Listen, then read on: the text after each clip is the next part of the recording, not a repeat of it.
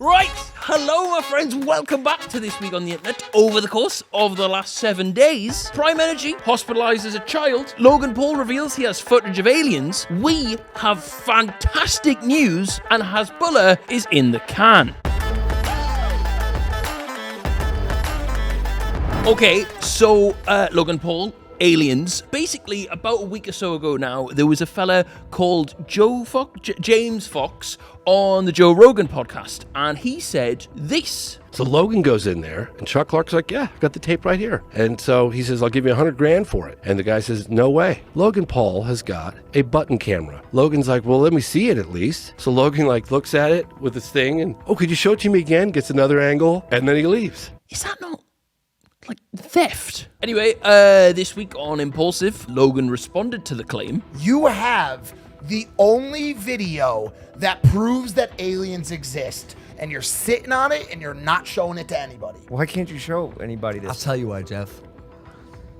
Because it's not right. He then goes on to have a bit of a dig at the bloke whose footage that it originally was for keeping it secret, but then says he needs a little more for him to release it himself. I need a little more. I need more. Watch the fucker sell it frame by frame as an NFT. I will release the footage soon, he says, just after my editor's done making the UFO look more convincing. To be fair, it must be taking up a lot of space on his hard drive. Terrible. Moving on. Also this week, Elon Musk, he tweeted a meme. What's groundbreaking about that, you ask? Well, it was off Behzinga. Get him on a 20 versus 1. Also this week, a man on TikTok has gone viral for making a homemade beach toilet that he allows visitors to use. Please tell me he doesn't take that home on the bus at the end of the day. The rates he charges are $4 for 4 minutes of use and an extra $1 for every sheet of toilet paper. Charging people to use a portable toilet. He's taking the piss. Nah, fair play though. I respect the grind. That's proper hustling, that is. People will give you a lot of shit for that job. On a serious note though, what on earth does he tell people he does for a living? Moving on. Also this week, Minecraft star Dream came under fire for selling a $50 plushie of his famous smiling icon, angering many fans over its price. Personally, I've got no problem with this. Paying $50 for a cuddly toy, I wouldn't dream of it. That's not good. But look, if people are stupid enough to pay it, fucking milk them for what they're worth. Moving on. Oh, this is fucking grim. All right.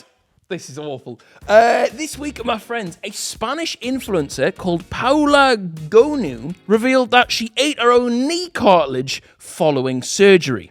Apparently, they put it in a bolognese. They actually did. They made it into spaghetti with whatever leftover. It's awful. Her and her boyfriend both shared it, so I guess you could call that a joint meal. It does, however, give being eaten out by your boyfriend a whole new meaning. Okay, all right. In better news, my friends, I mentioned we have good news. So I will let you in on a little bit of a secret. We have been making this show for, 12 weeks, would you say? And we have lost money every single week until this week. Please don't skip this.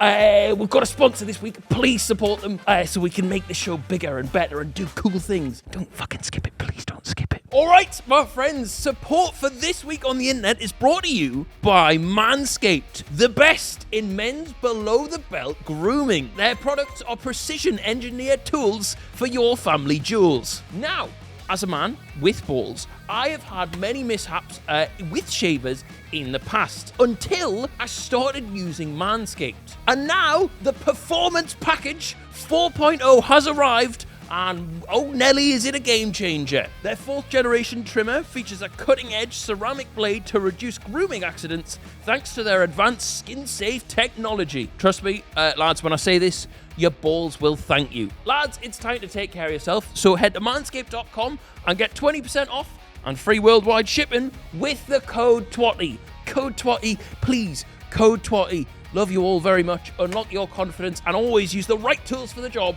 with Manscaped. All right, back to it. This week, there was yet another horrendous gender reveal video that blessed our For You pages. Oh no! Fucking useless. They found out from their neighbour Dave, who texted, it's a boy, by the way, and you owe me a new greenhouse. I honestly reckon the Spanish lass who ate half her own knee could have done a better job than that.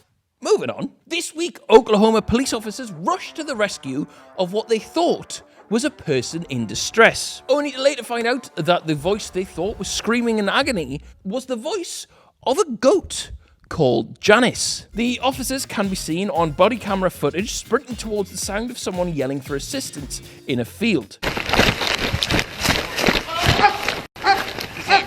There's a goat? Yeah, from a long distance, sounds like help. Police training in Oklahoma looks pretty fucking easy to pass. To be fair, nice for some cops in America to make the news without...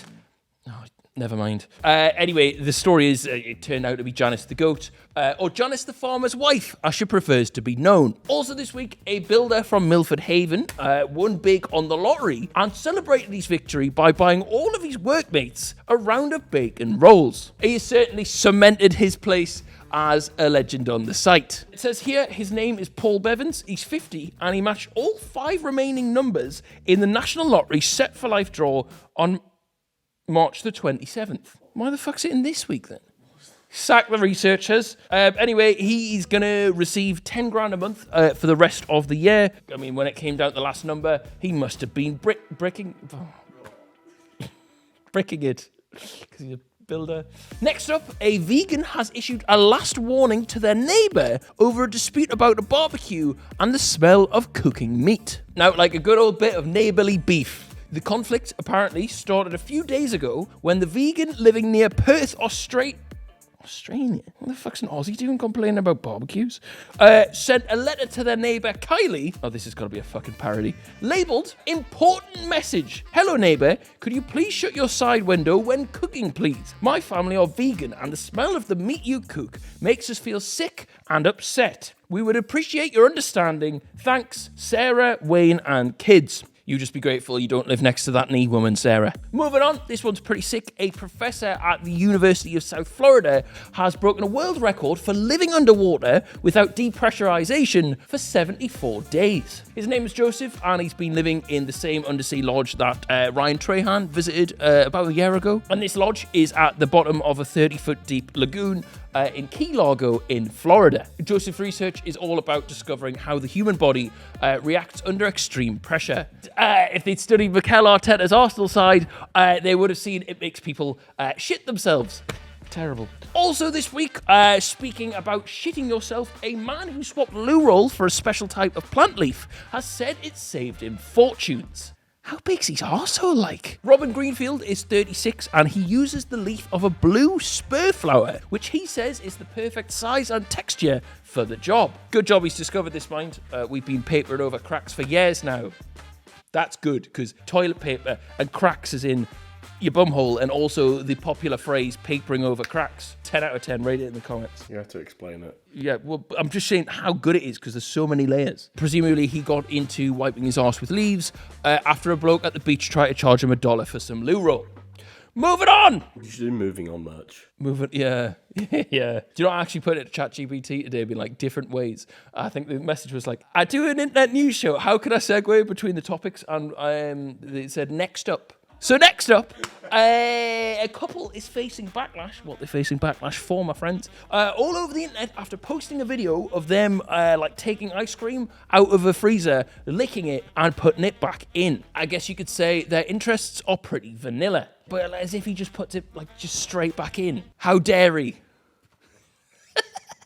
Moving on, a duck that became a star on social media due to its sheer size is believed to have died. So this is Longboy. He had been on like a James Corden talk show and like Radio 1 just because he's fucking massive. And basically he was known for like kicking about the University of York, of which Professor Tom Carling said, Longboy was a beautiful creature who loved interacting with students. He also tasted delicious pan-fried in garlic butter with a side of sauteed potatoes. The mallard/Indian runner cross was 2'4". That's a canny few hoys and pancakes. And has not been seen on campus in 2 months. Moving on! A school in Wales is warning parents about the popularity of prime energy after a primary school